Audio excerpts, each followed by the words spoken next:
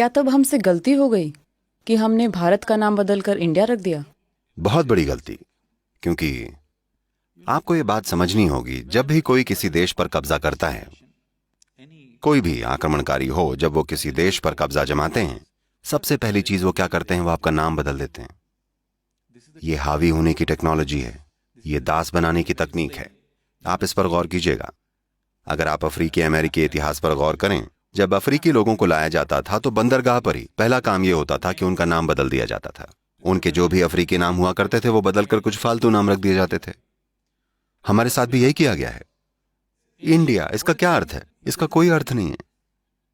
तो अगर मैं आपको एक अर्थहीन नाम दे दूं तो आप मेरे सामने एक अर्थहीन बेवकूफ व्यक्ति बन जाएंगे, क्योंकि मेरे पास एक अर्थपूर्ण नाम है, मेरी एक परंपरा है, मेरी एक सभ्यता है। आपके पास कुछ नहीं है।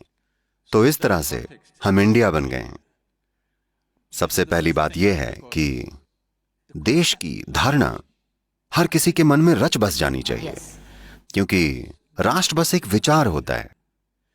जब यह विचार आपके मन में प्रज्वलित होकर दिल में बस जाता है और आपका यह भाव सर चढ़कर बोलता है, तब जाकर सच में आपका एक देश बनता है। नहीं तो देश बस एक कागज पर होता है।